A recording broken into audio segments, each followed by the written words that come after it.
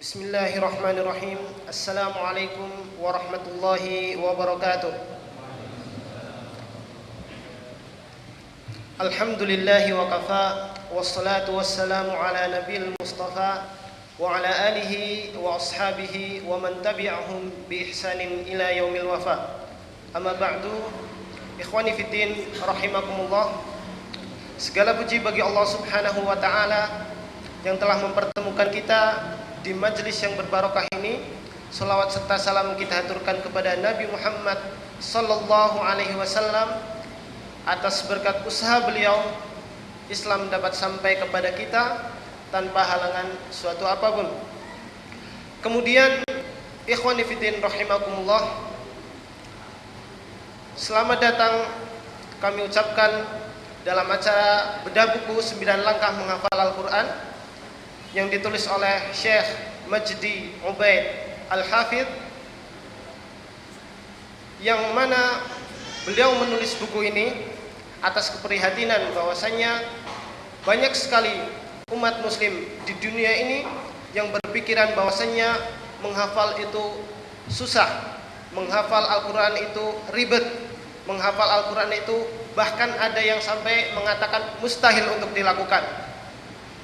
Namun banyak sekali yang telah membuktikan bahwasannya menghafal Al-Quran itu mudah dan mampu untuk dilakukan oleh semua orang, baik yang balita maupun orang yang lanjut usia, dari anak kecil maupun orang yang pernah kecil, semuanya mampu untuk menghafal Al-Quran.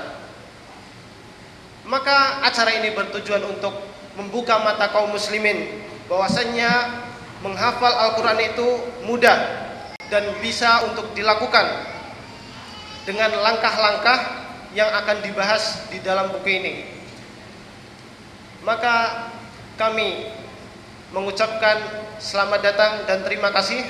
Kemudian selamat datang pula kepada dua narasumber kita, yaitu Ustadz Salafuddin Abu Sayyid, penulis buku bestseller Balita Pun Menghafal Al-Quran, penulis sekaligus penerjemah 99 buku yang beliau telah terjemahkan ke dalam bahasa Indonesia dan telah diterbitkan di dalam percetakan penerbitan di seluruh Indonesia, bahkan sampai ke Malaysia. Kemudian Ustadz Ahmad Taqiyuddin LC Al-Hafidh, beliau adalah seorang yang telah berkecimpung di dunia tahfidz selama bertahun-tahun. Beliau berpindah dari suatu ma'had ke ma'had yang lain, menyelesaikan hafalan Al-Qur'annya dalam 3 bulan saja. Kemudian beliau menyetorkan hafalannya kepada Syekh di Yaman dan mendapatkan sanad di sana. Mungkin kita lanjutkan saja.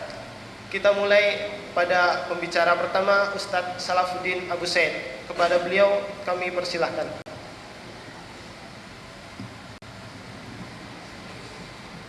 Afan sebelumnya, kepada hadirin laki-laki mohon sedianya untuk agak merapat ke depan karena hadirin perempuannya di aulanya sudah penuh. Insya Allah akan kami alokasikan ke atas ke bagian belakang. Jadi untuk hadirin yang laki-laki mohon agak merapat ke depan lagi. Jazakumullah. Bismillahirrahmanirrahim. Assalamualaikum warahmatullahi wabarakatuh. Innal hamdalillah wassalatu wassalamu ala Rasulillah wa ala alihi wa ashabihi wa wala. Allahumma salli wa sallim ala nabiyyina Muhammadin wa ala alihi wa ashabihi wa man tabi'ahu bi ihsanin ila yaumiddin, amma ba'd. Hadirin hadirat yang dimuliakan oleh Allah Subhanahu wa taala, syukur alhamdulillah pada kesempatan pagi hari ini Allah kiring hati kita semua untuk hadir di majelis yang barokah ini di rumah Allah. Mudah-mudahan dicatat oleh Allah sebagai amal baik kita dan ini menjadi investasi akhirat kita. Rasulullah sallallahu alaihi wasallam dalam sebuah hadis menyatakan, li anta dua fata'allama ayatan min kitabillah khairul laka min an tusalliyat mi'ata rak'ah. Kalau keluar rumah di pagi hari untuk mempelajari satu ayat, itu lebih baik daripada sholat 100 rakaat. Hadirin hadirat yang dimuliakan Allah Subhanahu wa taala, tampaknya ini dari berbagai kalangan, dari berbagai generasi. Apa kiranya yang mendorong untuk hadir dalam bedah buku ini? Apakah semuanya ingin menghafal Al-Quran? Insya Allah. Kapan mulai? Karena banyak orang ingin. Saya ingin menikah, Ustaz. Ingin. Tapi sampai bertahun-tahun itu juga belum keturutan. Karena apa? Baru ingin, ya kan? Ingin. Saya punya teman seusia saya, 44 tahun. Dari dulu ingin menikah, tapi sampai sekarang belum juga menikah. Karena baru ingin. Ya kan? Baiklah, insya Allah waktu yang diberikan pada saya sekitar 45 menit untuk membahas satu buku yang lebih dari 200 halaman. Semula saya membaca buku ini dengan maksud untuk mencari mutiara-mutiara yang nantinya saya rangkum, saya sampaikan dalam waktu 45 menit. Tapi ternyata kesulitan bagi saya karena semuanya mutiara, semuanya batu akik. Lagi tren kan batu akik, ya? Di mana mari jalan-jalan lagi ngasah, bukan ngasah ketajaman menghafal, bukan mengasah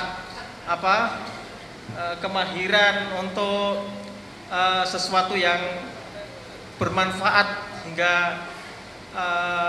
akhir zaman, hingga kiamat, tapi mengasah batu akik. Jadi ternyata semuanya ini mutiara, jadi saya sulit untuk menyimpulkan.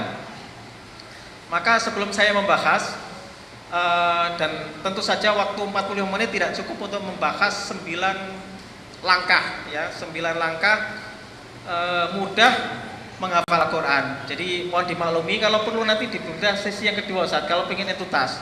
Tapi saya rekomendasikan bahwa antum semuanya upayakan punya bukunya, ya. Maaf, ini bukan pesan sponsor, ya.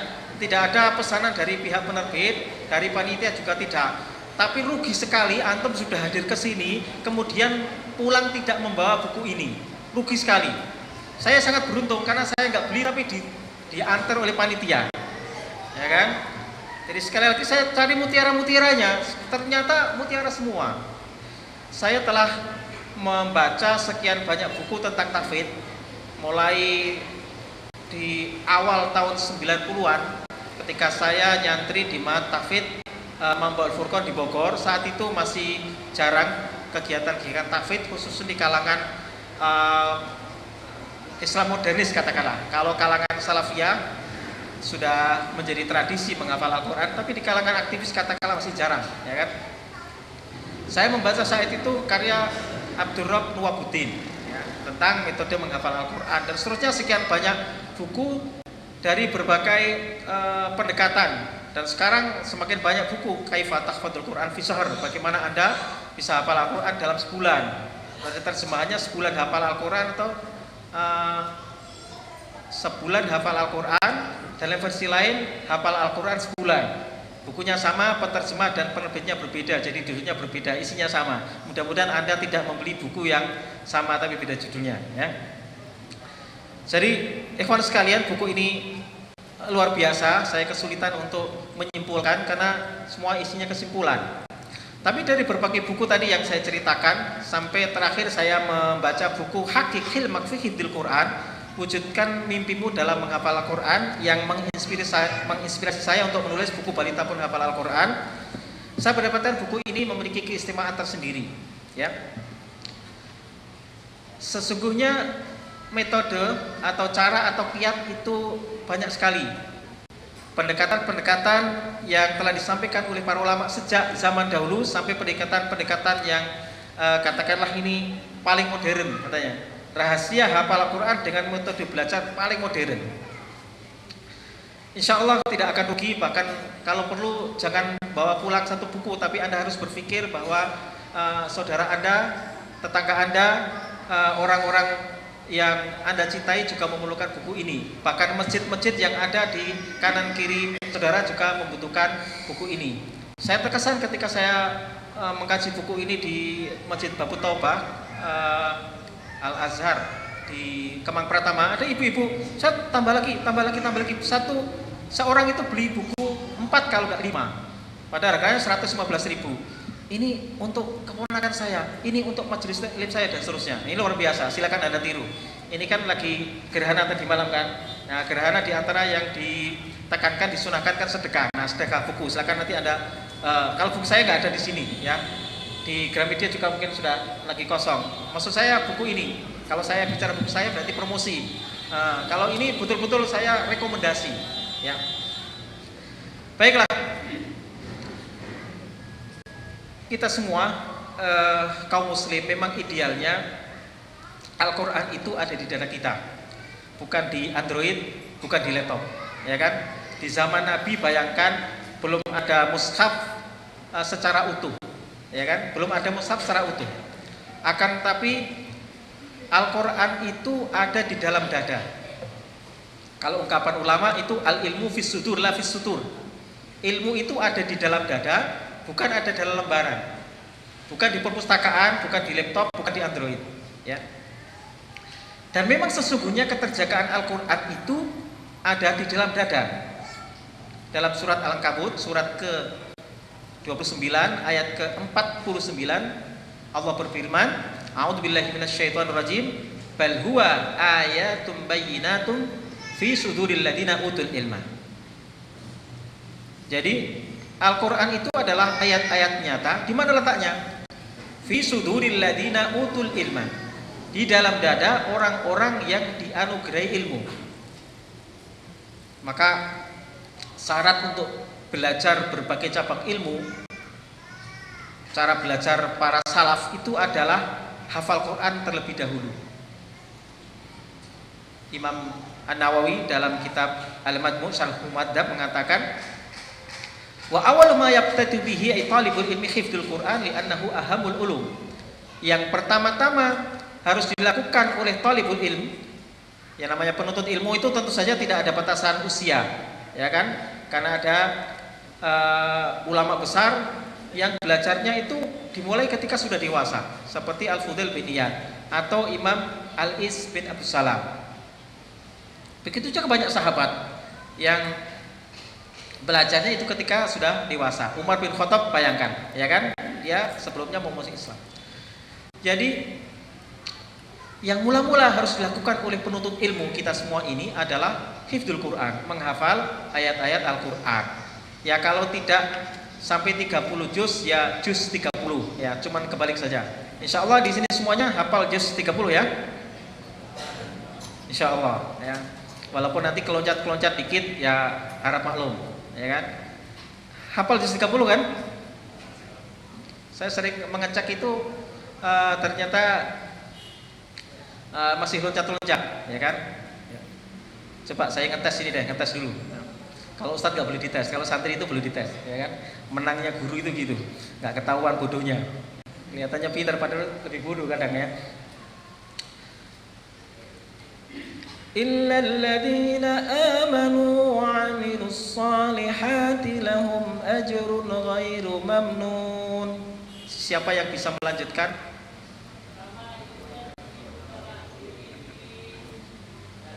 Ustadz gede-gede. Ustadznya hafid jadi tahu, ya kan? Man wa 'amilus shalihati falahum ajrun ghairu mamnun. Nah, ini kurangnya kita murojaah. Ternyata juz amma pun kita masih loncat-loncat, ya kan? Baik. Sekedar seringan saja. Jadi hadirin hadirat ikhwati fillah rahimakumullah. Jadi menghafal Al-Qur'an itu bukan sesuatu yang baru, walaupun mungkin di masyarakat kita ini baru populer belakangan ini di kalangan tadi katakanlah kalangan Islam modernis atau Islam aktivis ya. Tapi kalau kalangan tradisional, saya backgroundnya orang NU. Sebelum saya ngerti alif ba ta, kiai saya udah ngajari kalamuna lafdun mufidun kastaqim wasmun fi'lun summa harfun kalim wahiduhu kalimatun wal qawlu am kalimatun bi kalam, ngapal alfiyah. Nggak boleh ngaji Quran sebelum ngaji berjanji, ya kan? Karena kalau Quran nanti salah berbahaya. Kalau nanti berjanji al jannatu wa na'imuha sa'dun liman yusalli wa yusallimu wa yubariku alaihi. Allah. أبتدئ الإملاء باسم الذات العلية مستدرا فإذا البركة على ما له وأولى. Senang banget habis itu dapat makanan kok. Ya. Saya hampir hafal itu, berjanji. Jadi hifdzul Quran itu sesuatu banget, ya kan? Dan keterjagaan Al-Quran itu oleh Allah Subhanahu wa taala yang dinyatakan dalam surat Al-Hijr ayat 9, inna nahnu nazzalna dzikra wa inna lahu lahafidun. Sesungguhnya kami telah menurunkan adzikr yaitu Al-Quran dan kami yang akan senantiasa menjaga. Di sini Allah menggunakan ismul fa'il yang artinya la yata'yan bizaman, ya. Dan menggunakan sighah zaman. Ada yang menganalisis berarti melibatkan hambanya. Jadi hambanya ya kita ini dilibatkan sebagai ahlul Quran. Jadi bal huwa ayatun bayyinatun fi suduril ladina utul ilm. Ini harus kita fahami betul. Bahkan saya lanjutkan tadi perkataan Imam Nawawi, wa kana salaf la yu'allimunal haditsa wal fiqha illa liman hafizal Quran. Kaum salafus saleh, bukan salafuddin ya. Kalau ini salafuddin banyak saingannya, ada Udin sedunia.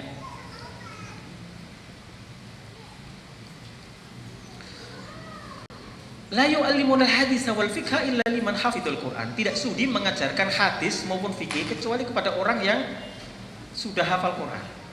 Bayangkan, jadi syaratnya untuk belajar berbagai disiplin ilmu dalam Islam itu suruh ngapal Quran terlebih dahulu. Jadi kalau ada kiai ustadz kok nggak hafal Quran, itu berarti kiai atau ustadz pencitraan, seperti yang ngomongin, ya kan? Dan sekarang kan zamannya pencitraan. Orang itu sebenarnya nggak hebat, tapi karena media itu mengangkatnya menjadi orang hebat. Maaf, saya tidak menyinggung siapa-siapa ya. Memang begitu. Ada juga hal yang biasa-biasa saja, tapi karena dibesar-besarkan oleh media, akhirnya ditakuti, ya, dianggap sesuatu yang luar biasa. Jadi subhanallah, Al-Quran oleh Allah Subhanahu wa taala dijaga, dipelihara tanpa ada satu huruf pun yang kelewatan, satu mat pun yang kelewatan. Suatu ketika Abdullah ibnu Mas'ud mendengar sahabat lain membaca lil fuqara'i, secara makna tidak salah, dia dibaca dua harokat. Tapi Ibnu Mas'ud semua negur, bukan begitu. Tapi lalu bagaimana? Lil fuqara'il muhajirin dan seterusnya. Kenapa begitu? Hakada aqra'anin Nabi. Seperti ini Nabi membacakan Al-Quran, mengajarkan Al-Quran kepadaku. Sampai begitu. Jadi tidak ada satu huruf pun, satu mat pun, satu makhraj pun yang terlewatkan. Jadi itulah keterjagaan Al-Quran. Dan Allah Subhanahu wa taala berjanji untuk senantiasa menjaga Al-Quran, tidak ada satu huruf pun, satu harokat pun yang terkorupsi. Dan satu lagi, Allah berjanji untuk memudahkan Al-Quran. Walaqad yassarnal Qur'ana lidzikri fahal mim muddakir. Sungguh kami telah memudahkan adzikr, memudahkan Al-Quran untuk diingat, untuk dihafal. Maka adakah yang mau mengambil pelajaran, mau menghafal Al-Quran? Itu sampai 4 kali dalam surat Al-Qamar, ayat 17, ayat 22, ayat 32 dan ayat ke-40. Nah, oleh karena sesungguhnya pada dasarnya menghafal Al-Quran itu mudah. Mengapa? Karena Allah yang mengatakan mudah. Allah mengatakan kami memudahkan Al-Quran untuk diingat. Sehingga ada orang yang tak bisa baca Quran tapi hafal Al-Quran. Kiai saya, Kiai Abdullah Maksum, itu tidak bisa baca Al-Quran tapi hafal 30 juz Al-Quran. Loh kok bisa? Lah dia buta, bagaimana bacanya? Kan gak bisa baca Quran tapi hafal Al-Quran. Ada anak-anak kecil belum sekolah, belum kenal baca tulis Al-Quran, akan tapi hafal 30 juz Al-Quran. Itu banyak sekali, ya, di belahan bumi ini, bahkan bukan orang-orang Arab, ya, nggak sekolah. Dan sesungguhnya metode yang klasik dalam mengajar Al-Quran adalah ditalqin, jadi diajari.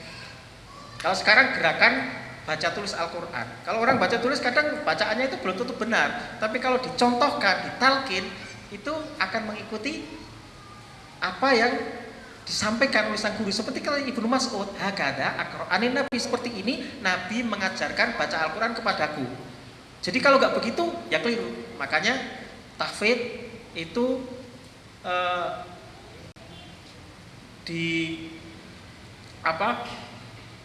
pelajari secara bersanad.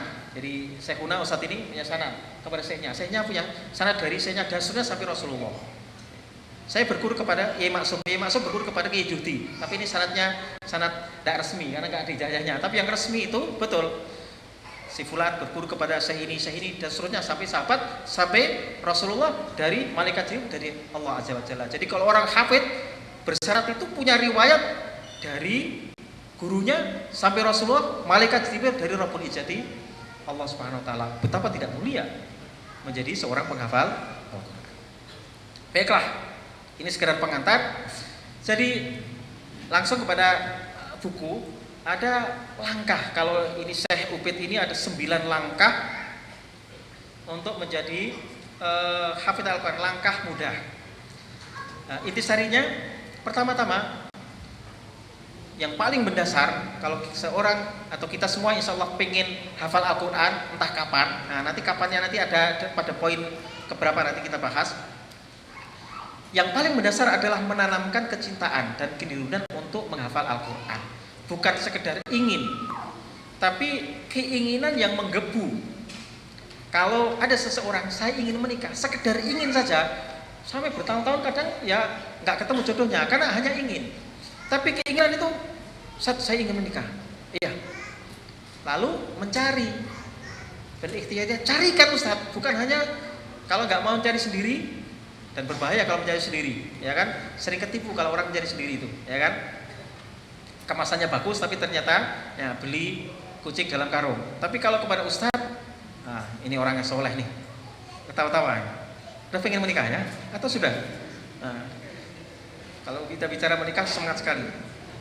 Kalau Anda saja ingin hafal Al-Quran, seperti semangat Anda untuk mendapatkan pendamping hidup, itu akan cepat sekali Anda menjadi hafid insya Allah. Jadi menanamkan kecintaan dan kerinduan untuk menghafal Al-Quran, untuk menjadi hafidz Al-Quran. Lah, bagaimana kecintaan itu bisa tumbuh? Pertama adalah mengetahui kedudukan Al-Quran. Jadi Al-Quran itu kitab Allah Subhanahu wa taala yang berfungsi sebagai hudan, sebagai petunjuk. Baik petunjuk secara umum kepada seluruh umat manusia dan petunjuk secara khusus kepada orang-orang yang bertakwa. Di dalam surat Al-Baqarah Allah menyatakan keduanya. Syahrul Ramadan alladzi unzila fihi al-Qur'an hudal linnas. Dan di ayat kelima surat Al-Baqarah hudal lil muttaqin. Ayat kedua apa? Alif lam mim dzalikal kitabul la raiba fi hudal lil muttaqin. Petunjuk bagi orang-orang yang bertakwa. Al-Qur'an itu adalah syifa lima fis sudur. Ya, dan sifat secara umum, obat penyakit jasmani dan obat penyakit rohani. Wa nunazzilu minal Qur'ani ma huwa syifaa'u wa rahmatul lil mu'minin. Al-Qur'an itu sebagai cahaya, penerang hidup ini. Al-Qur'an itu bahkan oleh Allah dikatakan sebagai nyawa kita. Wa kadzalika auhayna ilaika ruham min amrina ma kunta tadri mal kitab wal iman walakin ja'alnahu nuran nahdi bihi man nasya'u min ibadina wa innaka latati ila siratal mustaqim. Dalam surat akhir surat Asy-Syura. Jadi kita bayangkan keadaan masyarakat jahiliyah sebelum turunnya Al-Qur'an. Apa yang terjadi? Puncak dari kejahiliaan. Tapi ketika Al-Qur'an turun, apa yang jadi? Menjadi pemimpin dunia. Ketika Al-Quran belum diturunkan oleh Allah kepada bangsa Arab khususnya, tapi Al-Quran bukan hanya untuk orang Arab, tapi untuk semua penduduk bumi ini.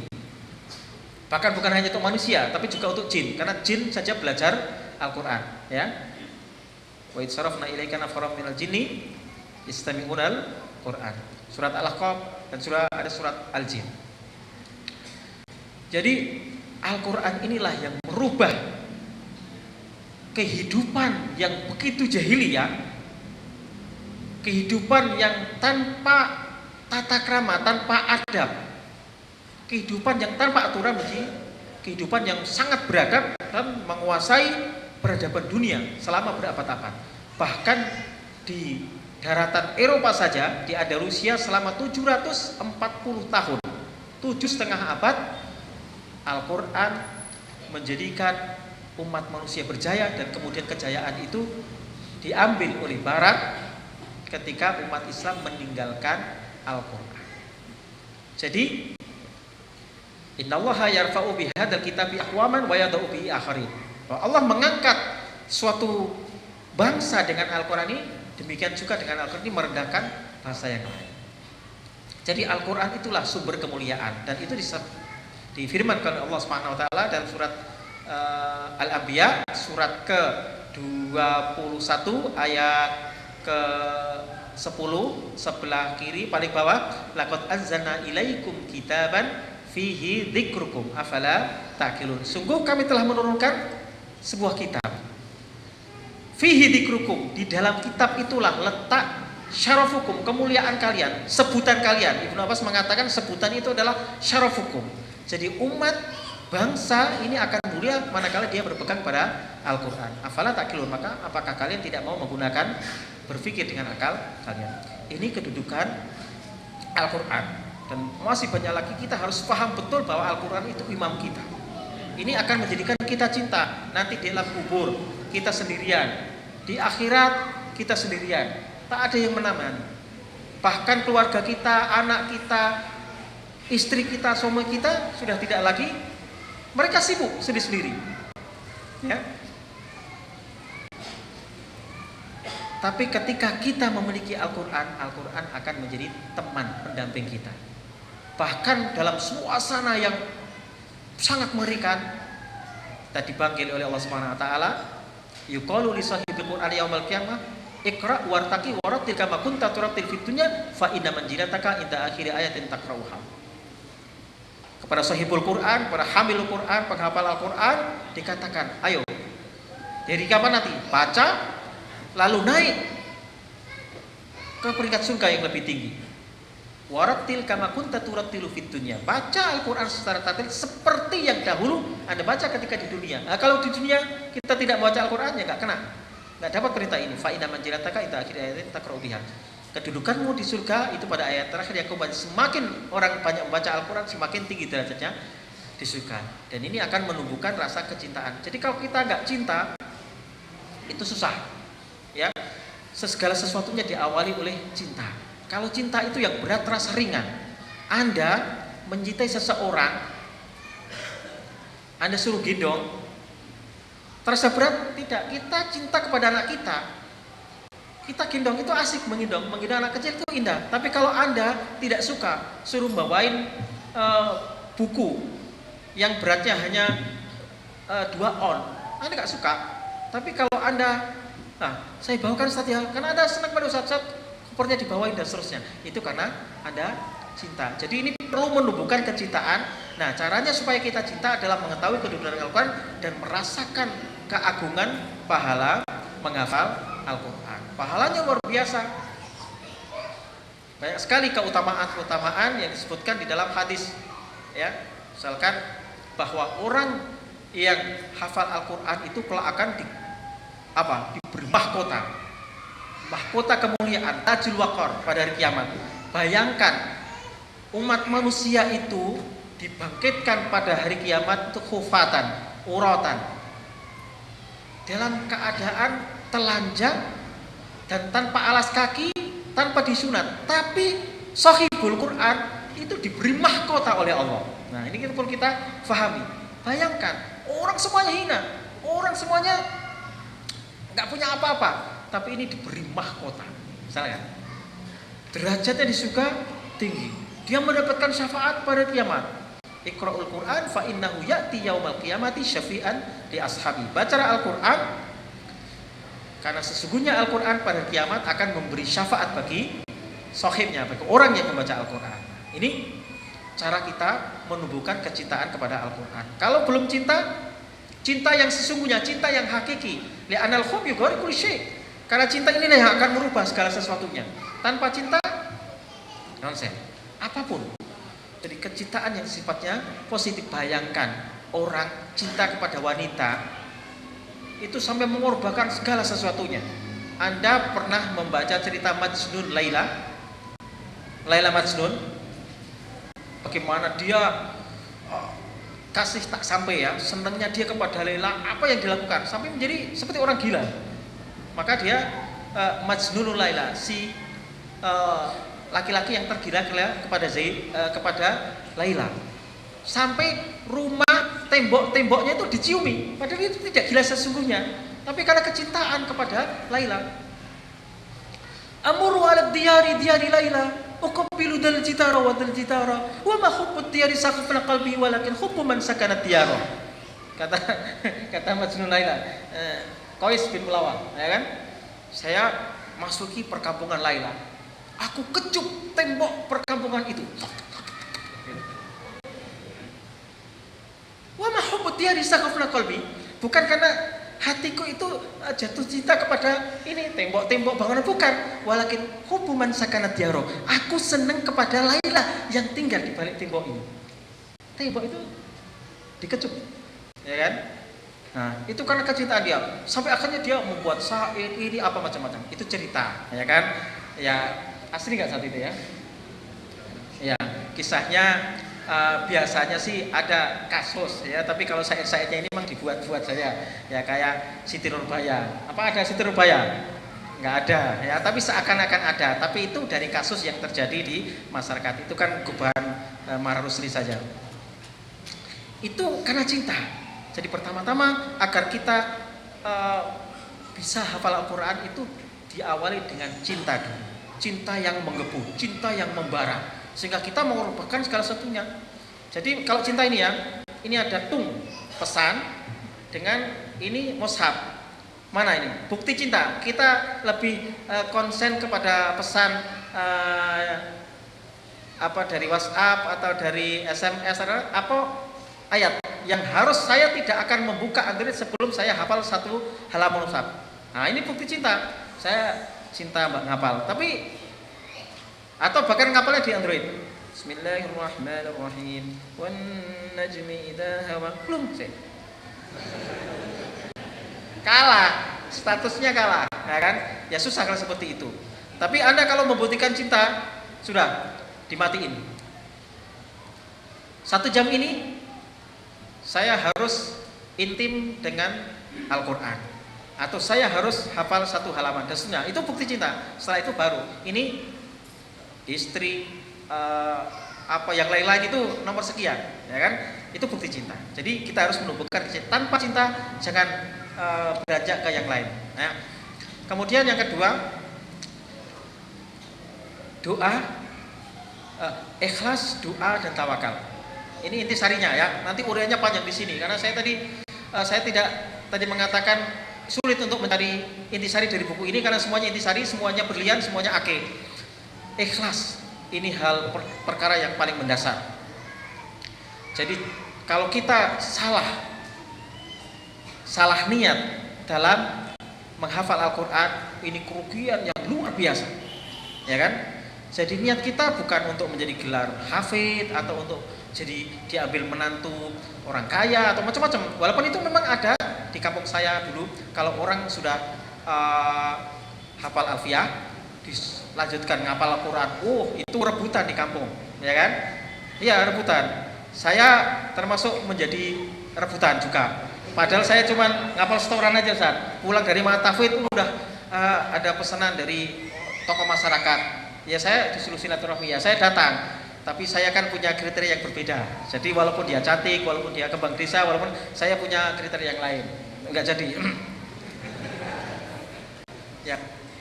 Dan sesungguhnya maaf, ini kan gelar hafid adanya kan di Indonesia ya. Zaman nggak ada gelar hafid.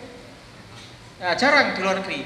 Kalau di kitab kita baca gelar al-hafid, itu artinya hafal lebih dari 100.000 hadis, ya kan?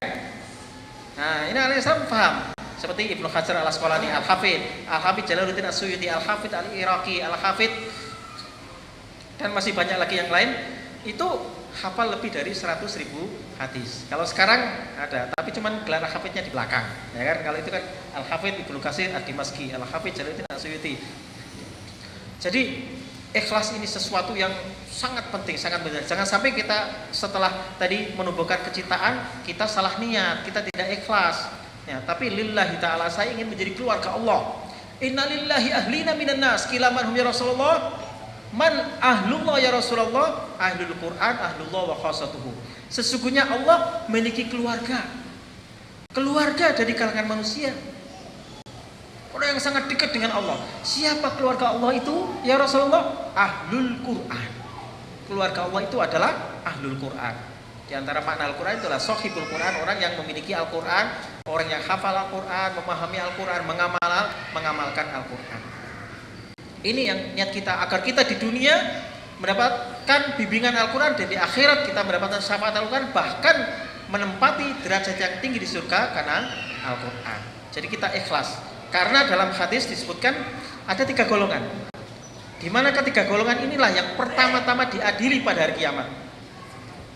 Awwalu ma yuqda yaumil qiyamati tsalatsan. Yang pertama kali diadili pada hari kiamat itu ada 3 golongan, dan ini hadis Muslim, hadis sahih. Dalam riwayat lain, awwalu man tasa'arat bihin naru yaumil qiyamah.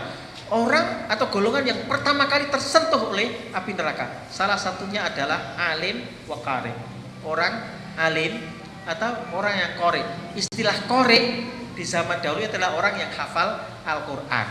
Kalau sekarang orang yang bisa menyampaikan atau membacakan Quran dengan berbagai lagu, dengan maqamat, Husaini, Bayati, Nahawa, Hijaz, Ziharka, Ros, dan seterusnya, itu disebut qori. Tapi sesungguhnya qori itu adalah hafidul Quran. Maka ketika ada 2 orang sahabat yang mati syahid, sahabat ini bingung, ya Rasulullah, ini mana di antara keduanya ini yang harus saya makamkan lebih dahulu? Kata Nabi, ayyuhuma aqra, mana yang lebih banyak hafalannya, mana yang lebih bagus bacaan Al-Qur'annya. Bayangkan, orang sudah mati masih dihargai seperti itu oleh Nabi. Jadi yang harus dimakamkan terlebih dahulu adalah orang yang banyak hafalan Al-Qur'annya. Sama begitu. Enggak baik-baik. Jadi ikhlas. Apa kata Allah? Madza fa'alta fid dunya? Apa yang kamu lakukan di dunia? Oh, saya belajar, saya membaca kitabmu sampai hafal Al-Qur'an. Maksudnya kata Allah, kadzabta. Bohong, kamu melakukan itu lituqal annaka qari wa qadqil.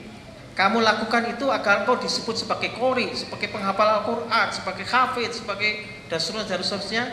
Dan memang orang sudah berhasil, dan anta telah berhasil meraih gelar itu. Sekarang neraka. Na'udzubillahi min dzalik. Maka ikhlas ini betul-betul harus dijaga.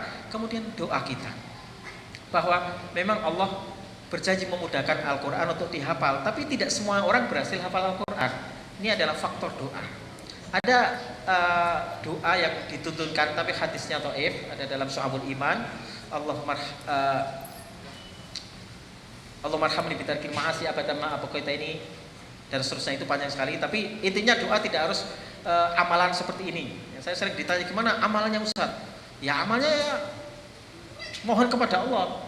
Biasanya kan saya orang tradisional yang bisa minta amalan gitu ya. Desak terus, sudah amalkan kitab dan sunnah. Saya jawab gitu, amalkan kitab dan sunnah. Kadang minta amalan supaya puasa, supaya nggak makan ini. Itu ada memang. Jadi doa kita mohon agar kita dikelompokkan, digabungkan oleh Allah menjadi ahlul Quran. Kemudian ya selebihnya kita pasrahkan, tawakal kepada Allah. Wa may yatawakkal 'ala Allah fa huwa hasbuh. Orang yang pasrah kepada Allah tapi setelah ikhtiar. Ya, banyak orang yang sulit awalnya, kesulitan menghafal, tapi dia akhirnya yang betul-betul menjadi seorang penghafal Al-Qur'an yang betul-betul jadi hafidz mutqin. Ya, saya punya pengalaman ketika nyantri, saya termasuk tercepat mungkin setorannya. Tapi setorannya aja, ya kan?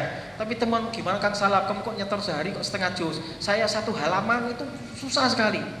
Tapi inilah yang betul-betul jadi. Sedangkan saya hanya khatam setoran. Itu yang karena tidak metode yang keliru, ya. Jadi mungkin sekarang ini ada proyek karantina Al-Quran, hafal 30 hari, 40 hari. Nah itu hafal setoran. Kecuali kalau memang dia sudah punya background hafal. Jadi jangan terlalu tertipu, wah bisa ya 30 hari hafal Quran, sehari satu juz, ya bisa. Tapi hari ini nyetar juz 1, besok juz 2, juz 1-nya sudah tinggal kenangan. Tapi itu memang setidaknya untuk menyetor 30 juz dan untuk murojaahnya adalah sepanjang hayat, tidak masalah. Tapi jangan kemudian Anda salah paham. Kok bisa ya? Bisa untuk hafid setoran, insya Allah bisa. Tapi untuk menjadi hafid betulan yang mungkin itu perlu metode yang prosedural lah, yang tidak percepatan. Sesuatu yang cepat, instan itu biasanya nggak jadi, ya. Perlu proses panjang lagi. Kemudian jangan banyak alasan. Nah, saya pengen hafal Quran, tapi kan saya sudah tua. Nah, saya pengen hafal Al-Quran, tapi saya kan kuliah. Dan terus banyak sekali alasan. Sesungguhnya secara jujur kita ini umat muslim, apalagi orang yang sudah ngaji, mesti pengen nggak bapak-bapak, ibu-ibu atau adik-adik, pengen toh? Pengen punya hafalan, pengen. Cuma itu alasan. Maka jangan alasan. Kalau sudah ada alasan, nah itu jadi sudah mengurangi sekian persen dari keinginan kita. Abdullah Mulhim itu dulu ketika SMA dia pengen menjadi seorang hafid, tapi dia masuk ke fakultas kedokteran. Akhirnya selama kuliah itu dia harus cuma bisa menambah 2 juz. SMA 5 juz, ketika kuliah 2 juz saja. Sampai akhirnya ketika dia kuliah ke Amerika ngambil spesialisasi, dia kaget ternyata guru besarnya itu adalah seorang yang hafid. Loh, Prof, kok bisa seorang profesor tetap bisa menjaga hafalan Al-Qur'annya dengan kualitas yang bagus, dengan bacaannya yang bagus? Bagaimana? Saya ingin menjadi hafid dulu, tapi saya masuk fakultas kedokteran, salah alamat. Nah, kamu sendiri yang keliru. Anda berpikir bahwa Al-Quran itu bisanya untuk dihafal oleh santri-santri Al-Islam misalkan. Nah, kuliah di Al-Islam, kalau kuliah di UI kedokteran nggak bisa, maka Anda tidak bisa. Sekarang caranya agar bisa, Anda harus merubah pola pikir Anda. Mindset Anda harus diubah. Apa? Anda harus berpikir Allah berjanji memudahkan Al-Quran untuk dihafal, bukan oleh ustadz, bukan oleh santri, tapi oleh siapa saja. Kalau Anda mau mengubah itu dan sekarang mulai, insya Allah Anda jadi seorang hafid. Oh begitu Prof? Iya. Akhirnya dia kuliah di Amerika, ngambil pasca sarjana di Amerika, dan dia setoran kepada saya, Dr. Rogit Rijai, dan akhirnya dia pulang ke Kuwait, hafid Al-Quran, di mana dia berhasil menghatamkan hafalan Al-Quran di Amerika, bukan di Mekah, bukan di Kairo, bukan di Damaskus. Dia orang Kuwait, maka dia orang Arab, tapi berhasil menjadi hafid ketika dia sudah merubah pola pikirnya. Kata Allah dalam hadis qudsi, ana inda dhanni abdi bi, aku mengikuti persangkaan hambaku. Kalau dia berpikir bisa, insya Allah bisa. Maka jangan banyak alasan, ya. Tapi lakukanlah ketika kita sudah memang tadi sudah memiliki niat, cinta, kemudian sudah tata hati dengan niat ikhlas, kemudian doa, nah terus langsung dipraktekkan. Tentu saja ada prosedur-prosedur yang tidak dibahas dalam ke-9 9 poin, bahwa ada orang-orang yang semangat tapi tidak prosedural. Misalnya dia ngapal Quran tapi otodidak. Saya pernah ketemu dengan seseorang saat saya menghafal Al-Quran. Nah, alhamdulillah sudah 17 juz. Kepada siapa Anda menghafal? Sendiri, San. Nah, saya kaget, ya, karena Al-Quran itu mesti digurukan, ya. Nabi saja itu setoran, mengulang setoran kepada malaikat Jibril sampai 2 kali di akhir menjelang di Ramadan terakhir beliau kepada malaikat. Jadi setoran. Jadi harus talaki kepada seorang guru di bawah bimbingan, minimal itu disetorkan. Maka dalam mahat tahfidz, saya dulu nyanti kepada yang langsung, nggak boleh saya nyetor hafalan sebelum setor bacaan. Jadi binatu dulu. Bismillahirrahmanirrahim. Sayaqulu as-sufaha'u minan nasi ma wallahum 'an qiblatihim allati kanu 'alaiha. Saya baca. Sampai selesai 30 juz, baru nanti kalau kiai sudah bacaan kamu sudah lumayan, boleh mulai menghafal. Baru seperti itu. Nah, saya banyak temukan one day, one ayat, ngapal sendiri. Saya sampai ketemu seorang ustadzah.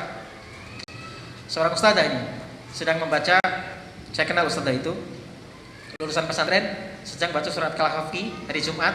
Kalau di sini kahfian, kalau di kampung saya yasinan.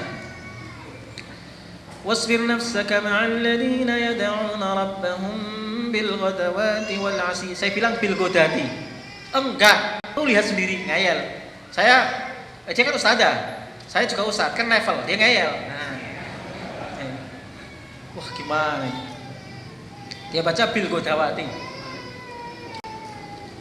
Saya nggak pakai dalil kepada sudah tutup. Saya ijoli, saya ganti pakai mushaf standar Indonesia, ya kan? Mushaf standar Indonesia. Baru dia, loh kok di sana bil ghadawati, di sini bil ghadati. Nah, ini kalau orang nggak berguru, ya kan? Orang kalau membaca Indonesia, mushaf Indonesia itu tidak ada beda antara hamdatul wasl dan hamdatul qata, ya. Alhamdu itu tulisan alhamdu. Sehingga kalau orang kita baca bismillahirrahmanirrahim alhamdu, ya kan? Nah, kalau nggak ngaji kan nggak boleh. Kalau kita langsung berarti bismillahirrahmanirrahim alhamdulillahirabbil alamin. Tapi kalau kita nggak berguru, bismillahirrahmanirrahim alhamdu, ya kan? Nah, jadi harus berguru. Jangan banyak alasan. Sudah 5 menit lagi baru dapat. Kuatkan keyakinan dengan berpikir positif. Jadi harus yakin. Orang kalau tidak yakin, itu nggak maju. Jadi keyakinan yang kuat bahwa kita bisa. Insya Allah bisa, karena Allah menjadikan bisa. Ya tentu kita harus mengkaca diri. Oke, target juz 30 dulu. Nanti tambah juz 29. Nanti ke juz 1, misalnya 5 dari belakang, 5 dari depan dan seterusnya, sesuai dengan keinginan Anda. Tidak harus dari mana memulai hafalan itu, terserah. Mau surat-surat, saya senang cerita, saya ingin menghafal surat Yusuf. Ceritanya itu lengkap. Namanya juga suratnya juga surat Yusuf dari awal sampai akhir, dari mimpi ini raaitu ahada asyara kawkaban wasyamsa wal qamara raaitu misaidin sampai hada ta'wilu ru'yaya, saya perwujudan mimpi. Silakan. Ya. Setor ke ustadznya, saya nyetoran surat Yusuf Ustaz. Ya. Karena saya ingin menjadi seorang Yusuf. Nah, kamu ingin di penjara? Biasanya kan ingin orang yang lagi hamil itu ada ngamalkan surat Yusuf biar ganteng. Nah, biar gantengnya, ya kan? Nggak ngerti Yusuf itu perjuangannya panjang sampai dimasukin ke dalam sumur, sampai jadi budak di penjara. Dia gantengnya. Ada juga orang pengen kaya tapi sholat duha, ya kan? Surat pesugihan. Kan banyak gitu kan? Nah, riwayatnya itu sesungguhnya riwayat Abu Hurairah, ya kan? Bahwa Abu Hurairah mengatakan Rasulullah memberikan wasiat kepadaku, di antaranya adalah untuk melaksanakan sholat duha. Dan ternyata Abu Hurairah itu adalah sahabat yang miskin, ya kan? Miskin sekali toh. Dia tinggalnya di masjid, ya kan? Tapi dia menggunakan hati Abu Hurairah untuk menjadi kaya, katanya. Jadi kontradiktif ya. Pengen kaya, duha ini harus duha supaya kaya, supaya ini rezekinya. Baik. Jadi berpikir memiliki keyakinan dan berpikir yang positif. Yakin. Kemudian ciptakan kondisi yang rileks dan kondusif. Jangan dipaksa, jangan tegang. Banyak orang yang menghafal itu tegang, akhirnya bisa stres. Sesungguhnya Al-Quran itu kan obat, syifa. Tapi kok malah ada orang, ya karena tidak overdosis, tidak bisa menggunakan. Ya kan ada orang sakit dikasih obat malah tambah sakit. Ya, saya punya murid dikasih obat dokter, salah obat akhirnya sampai meninggal. Ya, iya salah obat. Jadi Al-Quran itu syifa. Jadi mestinya Al-Quran itu penenang hati kita. Ala bidzikrillahi tatmainnul qulub. Tapi ada orang, saya punya teman gitu, ngapal itu jadi stres gitu loh. Karena mungkin obsesi, nah, niat yang kurang tulus dan seterusnya, akhirnya seperti itu. Dan itu menyebabkan kondisinya tidak rileks, tidak kondusif. Ya, ada waktu-waktu yang tepat untuk menghafal. Misalkan jelang tidur, ketika bangun tidur, apalagi bangun malam. Bangun malam itu berat, apalagi untuk menghafal Al-Quran. Kalau tidak cinta, tapi kalau kita cinta, jam berapapun kita bisa bangun, ya kan? Saya punya tetangga cinta banget terhadap Liga Spanyol. Jam 2 tanpa alarm itu bisa bangun, langsung melek. Wah, alhamdulillah belum mulai belum ada gol, ya kan? Tapi dia bagus. Saya bersyukur kalau ada sepak bola karena saya malu kalau saya sebelum menghadapkan kiblat ke Real Madrid, ke Barcelona, saya menghadap kiblat dulu ke Ka'bah. Jadi dia sempatkan qiyamul lail sebelum ya, lebih bagus kan? Jadi saya alhamdulillah bisa qiyamul lail walaupun 2 rakaat ketika ada bola. Itu karena kecintaan tanpa alarm. Tanpa alarm bisa bangun. Coba Anda. Nanti malam saya mau pergi. Untuk apa gitu. Tanpa alarm bangun. Tapi kalau nggak ada cinta atau keinginan yang setengah-setengah, itu biasanya ya bangun. Sebentar lagi ya, masih ada waktu 1,5 jam. Akhirnya bangun, akhirnya nggak jadi qiyamul lail, akhirnya nggak jadi puasa, akhirnya juga tidak ngaji. Kenapa tadi? Nah, jadi kita mesti menciptakan kondisi seperti itu. Berimajinasi. Ini akan membayangkan kalau saya nanti menjadi hafid itu saya dimuliakan Allah di dunia. Inna min ijlali ta'ala ikramat syaibatil muslim wa hamilil Qur'an. Di antara bentuk memuliakan Allah adalah memuliakan orang yang berubah, orang tua, orang alim, dan memuliakan ahlul Qur'an. Mulia hidupnya. Bukan mencari kemuliaan dari manusia, tapi dia ingin hidupnya di dunia mulia dan derajatnya di surga tinggi sekali. Dia selalu berimajinasi yang positif.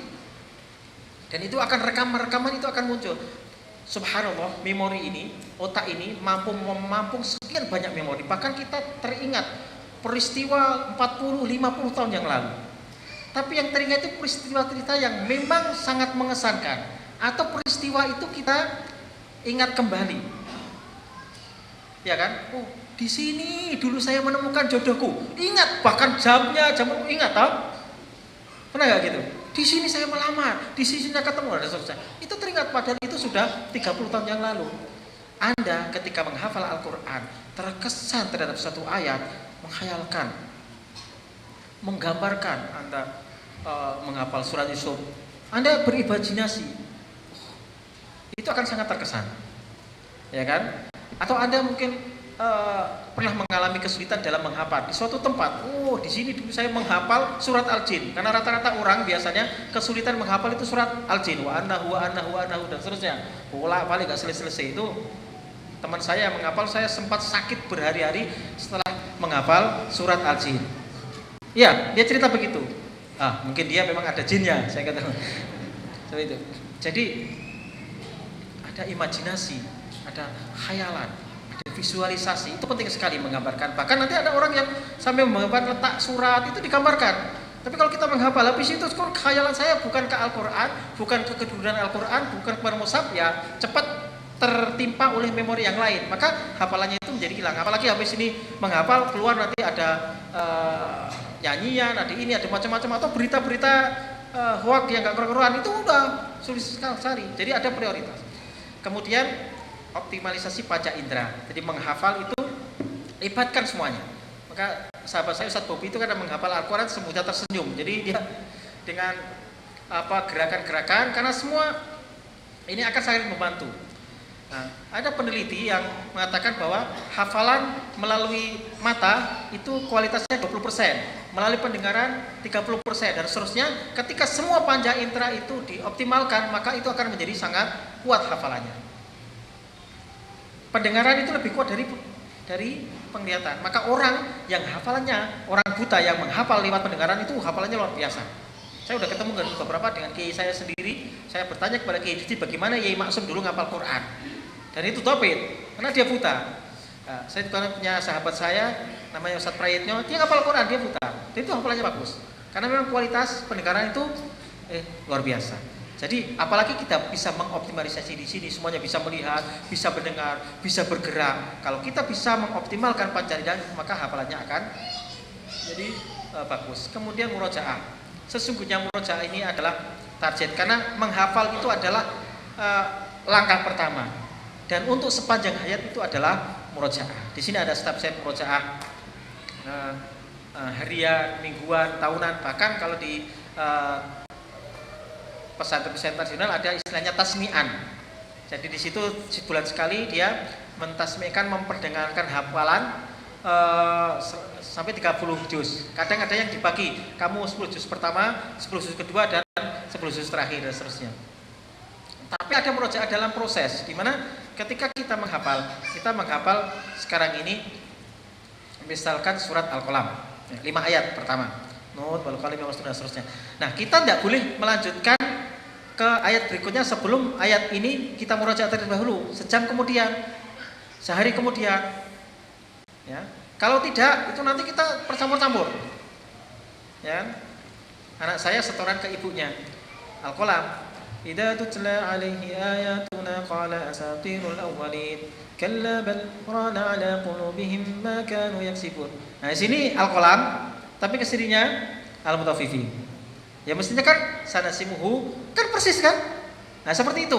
Jadi akan kacau kalau ketika kita hafal belum matang, tapi belum kita murojaah, tapi menambah hafalan baru lagi. Ya selesainya setoran. Jadi, tapi setoran itu ya bagus lah. Pernah nyetor 30 juz, tinggal bagaimana murojaah itu akan menjadi proyek sepanjang hayat. Jadi nanti ada kiat-kiat bagaimana memurojaah per ayat, per halaman, per juz dan seterusnya. Dan yang paling penting juga adalah planning dan langkah. Saya katakan tadi, semuanya ingin menghafal Al-Quran. Kapan? Nah, kalau ingin menghafal, katakan sekarang. Itu bisa. Tapi kalau kita, dan kebanyakan orang yang berhasil itu planningnya tertulis. Ya, ada sebuah penelitian di Amerika, orang yang memiliki planning tertulis, tahun 2020 saya hafal Al-Quran. Misalkan, ya. Dengan yang tanpa menuliskannya, itu tingkat keberhasilannya jauh lebih tinggi dengan orang yang menuliskannya. Dalam segala aspek, bukan hanya mau menghafal Quran, saya ingin jadi pengusaha, saya ingin jadi artis tahun sekian, saya ingin dasarnya itu ditulis. Tapi jangan ada kata-kata akan. Oke, saya pulang, saya tulis. Saya akan hafid. Kalau sudah, saya tidak menikah kecuali hafid. Jangan sampai gitu. Saya tidak akan menikah kecuali saya sudah menjadi seorang hafidh atau hafid. Jangan sampai begitu ya. Nanti kalau ditunda-tunda lagi, kok udah 30 tahun kok nggak menikah? Saya belum hafid.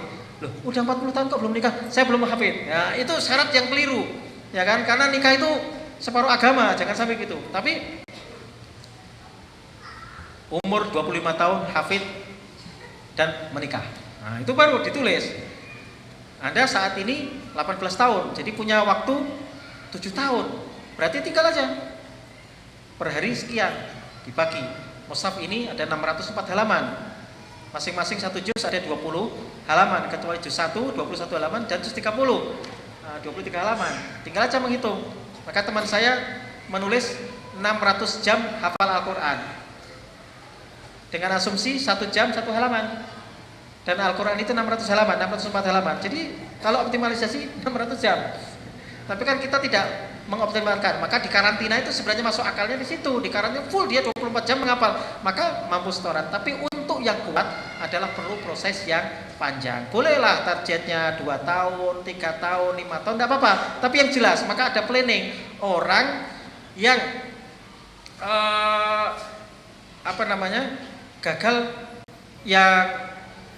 gagal merancang sesuatu, maka sesungguhnya dia merancang kegagalan. Jadi harus betul-betul ada planning yang.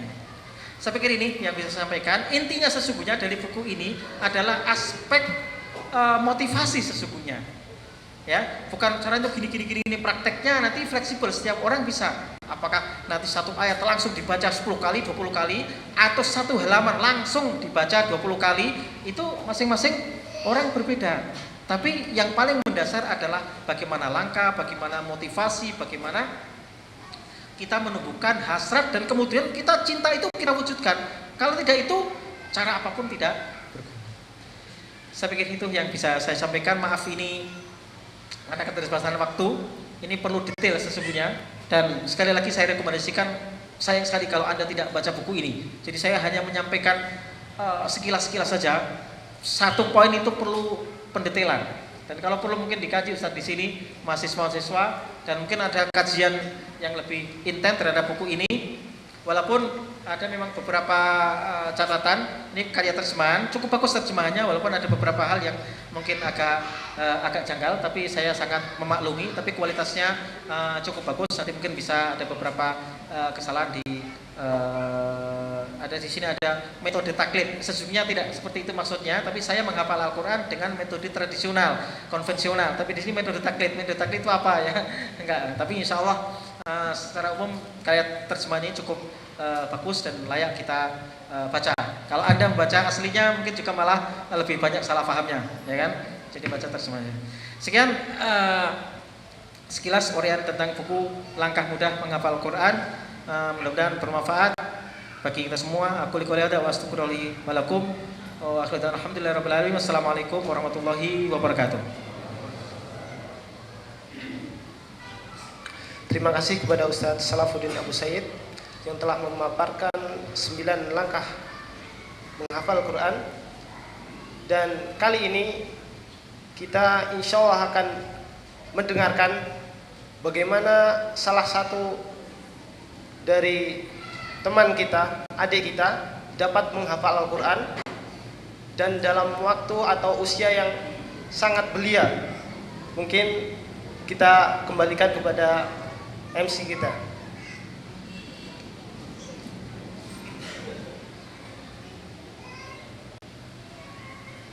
Baik, selanjutnya kita akan mendengarkan bacaan hafalan dari adik kita Umar Ahmad Zain. Saya bacakan biografinya sedikit.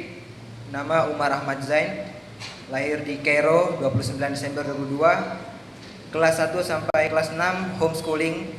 Sekarang sedang menjalani kelas 1 SMP di Quranic School Dewan Dakwah Indonesia Cipayung. Kita mohon doanya semuanya agar adik kita ini bisa segera menghafalkan hafalannya. Selama ini ketika adik kita ini ditanya sudah hafal berapa, dia tidak menjawab karena memang sudah menjadi karakternya. Sejak kecil ketika ditanya dia tidak mau jawab karena takut dipuji. Sedang yang sudah pernah dihafal sudah 20 juz dan sekarang sedang murojaah kembali. Untuk adik kita Umar Ahmad Zain, waktu dan tempat kami persilahkan.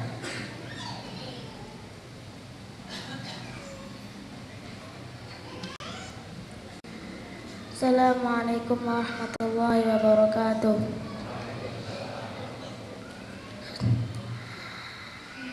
A'udzu billahi minasy syaithanir rajim. Bismillahirrahmanirrahim. Alam tara ilal ladzina baddalu ni'matallahi kufra wa ahallu qaumahum daral bawar jahannama yaslawnaha wa bi'sal qarar wa ja'alu lillahi andadan liyudillu an sabilihi qul tamatta'u fa inna masirakum ilan nar qul li'ibadiyalladzina amanu yuqimus salata wa yunfiqu mimma razaqnahum sirran wa alaniyah min qabli an ya'tiya yawmun la bay'un fihi wa la khilal Allahu alladhi khalaqas samawati wal arda wa anzala minas samaa'i maa'an fa akhraja bihi minats thamarati rizqan lakum wa sakhkhara lakumul fulka litajriya fil bahri bi amrihi wa sakhkhara lakumul anhar وسخر لكم الشمس والقمر دائبين وسخر لكم الليل والنهار وآتاكم من كل ما سألتموه وإن تعدوا نعمة الله لا تحصوها innal insana lazalumun كفار وإذ قال إبراهيم رب اجعل هذا البلد آمنا واجنبني وبني أن نعبد الأصنام رب إنهن أضللن كثيرا من الناس فمن تبعني فإنه مني ومن عصاني فإنك غفور رحيم ربنا إني أسكنت من ذريتي بواد غير ذي زرع عند بيتك المحرم ربنا ليقيموا الصلاة فاجعل أفئدة من الناس تهوي إليهم وارزقهم من الثمرات لعلهم يشكرون ربنا إنك تعلم ما نخفي وما نعلن وما يخفى على الله في شيء في الأرض ولا في السماء الحمد لله الذي وهب لي على الكبر إسماعيل وإسحاق إن ربي لسميع الدعاء رب اجعلني مقيم الصلاة ومن ذريتي ربنا وتقبل دعاء ربنا اغفر لي ولوالدي وللمؤمنين يوم يقوم الحساب ولا تحسبن الله غافلا عما يعمل الظالمون إنما يؤخرهم ليوم تشخص فيه الأبصار Assalamualaikum warahmatullahi wabarakatuh. Kemudian selanjutnya sedikit selingan, yaitu presentasi dari tim DDC Donasi Dakwah Center yang akan disampaikan oleh Saudara Husni Haikal. Kepadanya waktu dan tempat kami persilakan. Assalamualaikum warahmatullahi wabarakatuh. Innal hamdalillah nahmaduhu wa nasta'inuhu wa nastaghfiruh wa na'udzu billahi min shururi anfusina wa min sayyiati a'malina may yahdihillahu fala mudilla lahu wa may yudlil fala hadiya lahu asyhadu an la ilaha illallah wahdahu la syarika lahu wa asyhadu anna muhammadan 'abduhu wa rasuluh la nabiyya wa la rasula ba'da amma ba'd. Naam. Hadirin sekalian, Bapak, Ibu-ibu dan ikhwan dan akhwat sekalian rahimahullah. Pada hari ini insyaallah kami dari tim DDC Islam yaitu Donasi Dakwah Center ingin mempresentasikan, mengabarkan kepada kawan sekalian tentang program kami. Itu kami ini dari DDC Donasi Dakwah Center Islam. Nah, profil DDC bisa kita lihat. Nah, Donasi Dakwah Center DDC adalah salah satu divisi di bawah Yayasan Al-Islam Bekasi yang berkhidmat untuk menghimpun data umat, memfasilitasi kaum muslimin dalam menyalurkan infak atau sedekahnya secara tepat, bermanfaat serta produktif yang kemudian disalurkan untuk kemaslahatan umat dan menunjang pemberdayaan kaum muslimin baik di bidang pendidikan, dakwah maupun sosial. Ini sekilas profil DDC. Kemudian latar belakang berdirinya DDC yaitu yang pertama, diperlukannya divisi yang konsen dalam menghimpun dana umat secara jujur, amanah, dan transparan untuk keberlangsungan terlaksananya program-program Yayasan Islam. Nah, ini yang pertama. Kemudian yang kedua, sebagai bentuk upaya kami dalam membantu program-program Yayasan Pesantren Tinggi dan BKM Al-Islam. Kemudian adanya permintaan dan dorongan kaum muslimin agar dibentuknya divisi dana sosial, pendidikan dan dakwah. Kemudian memfasilitasi kaum muslimin dalam menyalurkan infak atau sedekahnya secara tepat dan produktif untuk pemberdayaan umat Islam. mengajak seluruh kaum muslimin untuk saling menolong dan saling berbagi serta memperkuat tali silaturahmi. Seperti itu. Kemudian selanjutnya sebagai upaya dalam mengoptimalkan penyebaran syiar Islam. Kemudian struktur al-Islam jadi DDC. Yang pertama pada saat itu Ustadz Farid Ahmad Okbah MA selaku ketua yayasan. Kemudian Dewan Syariah Dr. Ahmad Zain An-Najah. Kemudian ketua Ustadz Sabik Muslim SPDI. Kemudian sekretaris dipegang oleh Muhammad Khalid. Kemudian bendahara Nurmadi Sumantri. Kemudian Humas Irfan Abdul Mikdam atau Habib Husdan. Website yaitu Mu'ad Faisal. Kemudian selanjutnya program DDC Al-Islam. Yang pertama maslahat bagi umat, itu menerima dan mengevaluasi infak dari umat untuk umat. Kemudian pelatihan dan kaderisasi dai serta mengirimkannya ke berbagai pelosok tanah air. Terus memberikan beasiswa bagi para penghafal Al-Quran. Kemudian pelayanan jenazah gratis bagi kaum duafa sesuai syar'i, santunan kaum duafa dan anak yatim, konsultasi ruqyah syariah. Kemudian membantu korban bencana atau terkena musibah. Selanjutnya pengadaan sarana dakwah, mencetak dan menyebar buku Islam dan buletin dakwah. Program pembinaan masyarakat, tahsin, tahfidz, kajian mingguan dan lain. Jadi di sini ada kajian mingguan yang diadakan setiap malam Ahad. Kemudian pengadaan sarana dakwah. Lanjut, kemudian berkah bagi Anda, yaitu bagi ikhwan-ikhwan yang ingin gabung, itu sebagai amal jariah yang berlipat di Anda dan mengalir pahalanya hingga akhirat. Kemudian membiasakan Anda dan anggota keluarga untuk selalu berinfak fisabilillah.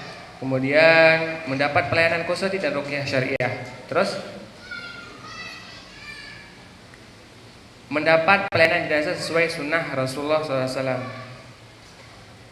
Mendapat training atau pelatihan yang diselenggarakan oleh Yayasan Al-Islam. Mendapat majalah buku info terkini, SMS nasihat dan doa. Kemudian mendapat pelayanan kajian ilmu risalah dari Islam mulai grup WhatsApp. Kemudian, nah ini sekilas profilnya, yaitu ada wisuda, kemudian ini halaqah tahfidz, kemudian ada pengurusan jenazah, foto-fotonya ini. Lanjut.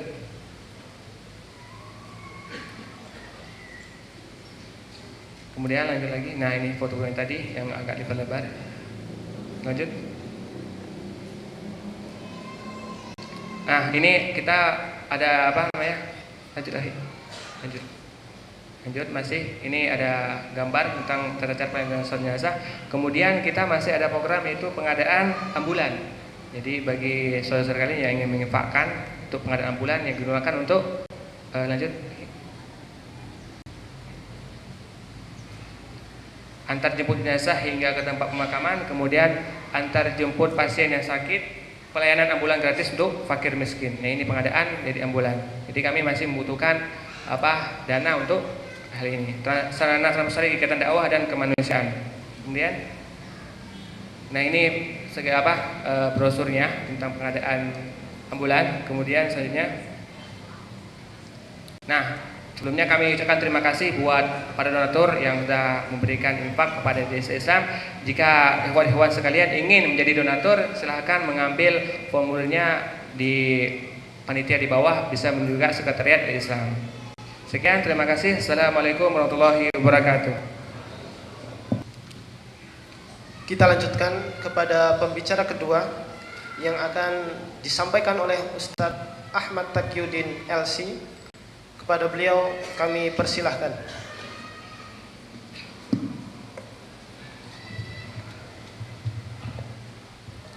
Bismillahirrahmanirrahim. Assalamualaikum warahmatullahi wabarakatuh. Innal hamdalillah nahmaduhu wa nasta'inuhu wa nastaghfiruh wa na'udzu billahi min syururi anfusina wa min sayyiati a'malina. May yahdihillahu fala mudilla lahu wa may yudlil fala hadiya lahu. Asyhadu an la ilaha illallah wahdahu la syarika lah wa asyhadu anna Muhammadan 'abduhu wa rasuluh la nabiyya wa la rasula ba'dah. Shalli wa sallim wa barik ala nabiyyina Muhammad wa ala alihi wa sahbihi wa ومن تبعهم بإحسان إلى يوم القيامة أما بعد. Hadirin dan hadirat, bapak-bapak dan ibu-ibu sekalian yang dirahmati oleh Allah Subhanahu wa taala. Alhamdulillah, pada siang hari ini kita masih merasakan anugerah dari Allah Subhanahu wa taala berupa nikmat sehat, nikmat sempat, dan juga nikmat keimanan serta keislaman. Sehingga pada kesempatan hari ini kita diringankan langkah kaki kita menuju tempat yang mulia ini, Masjid Baitullah, Masjid Pesantren Al-Islam, dalam rangka mengikuti bedah buku 9 langkah mudah menghafal Al-Quran. Barakallahu fikum, Bapak Ibu sekalian yang dirahmati Allah Subhanahu wa taala. Pada dasarnya materi sudah disampaikan oleh pembicara yang pertama. Buku yang ada di hadapan kita berbicara tentang 9 langkah. 9 langkah mudah menghafal Al-Quran, dan 9 ini sudah disampaikan oleh pembicara pertama. Saya bingung kira-kira menyampaikan langkah yang mana lagi. 9 langkah sudah disampaikan. Ternyata saya bolak-balik bukunya tidak ada langkah 10. Sehingga dalam sesi pertama saya mengamati, mendengar, sekaligus berpikir apa kira-kira yang dapat saya sampaikan. Jadi saya berusaha mengais sisa-sisa yang mungkin saya dapat sampaikan kepada para hadirin dan hadirat sekalian. Ala kulli hal, saya akan berusaha semampu saya untuk menyampaikan bedah buku ini, materi yang dikandung oleh buku yang bagus ini. Saya mulai dari tentang buku ini. Yang pertama, Bapak Ibu sekalian, buku ini seperti yang disampaikan oleh Salafuddin, Masya Allah, buku yang sangat luar biasa bagusnya. Dan yang terpenting, buku ini ditulis oleh seorang yang hafid, Pak. Seorang yang menghafal Al-Quran. Seorang yang sudah hafal Al-Quran cocok sekali menulis buku yang berkaitan dengan Al-Quran. Makanya tema yang kita saksikan ini kadang ada kekurangannya yang kita saksikan, ataupun pamflet yang diedarkan. Jadi bedah buku oleh 2 pembicara. Yang pertama pas sekali Ustaz Salafuddin, ditambahi di sana keterangan penulis balita pun hafal Al-Quran. Kalau saya ditambahi Ahmad Taqiyuddin, penulis buku, dikafirkan tapi tidak kafir, nggak nyambung. Ini membahas masalah tahfidz kok masalah kafir dan kafir, nah, kayaknya kurang nyambung. Ala kulli hal, jadi kelebihan buku ini adalah ditulis oleh seorang yang hafid Al-Quran. Dan jangan pernah bercita-cita Bapak Ibu sekalian untuk menjadi hafid dan hafidhah dari orang yang tidak pernah hafal Al-Quran. Ada seseorang yang ingin berenang, tapi belajar dari orang yang gak bisa renang, akhirnya sama-sama tenggelam. Kemudian ada juga orang yang ingin belajar nyetir mobil. Berhubung dia belum punya mobil, ya saya sendiri ini Pak, pengen belajar nyetir mobil, belum punya mobil. Akhirnya apa? Sasarannya internet sama YouTube. Gimana nyetir mobil ini? Bayangkan. Kemudian di sana ada trik-trik nyetir mobil. Ada satu poin yang bikin saya ketawa, Pak. Poinnya bagus-bagus banget semuanya itu. Hendaklah Anda mulai ini dengan keyakinan mantap, motivasi yang luar biasa, harus bisa. Terakhir disebutkan suatu trik. Jangan pernah belajar sama orang yang nggak bisa nyetir. Ya iyalah, masuk belajar sama orang nggak pernah nyetir, nggak bisa nyetir, ya sama-sama nabrak. Maka poin pertama, nilai positif buku yang ada di hadapan kita tadi sudah diberikan rekom oleh Ustadz. Untuk dimiliki, kelebihannya adalah penulisnya seorang hafid yang berpengalaman. Ya, ini yang pertama. Kemudian yang kedua, penulis selain seorang hafid adalah seorang motivator, sangat luar biasa. Maka 70% buku ini isinya adalah motivasi. 9 langkah yang disampaikan tadi semuanya berisikan motivasi dan sangat luar biasa.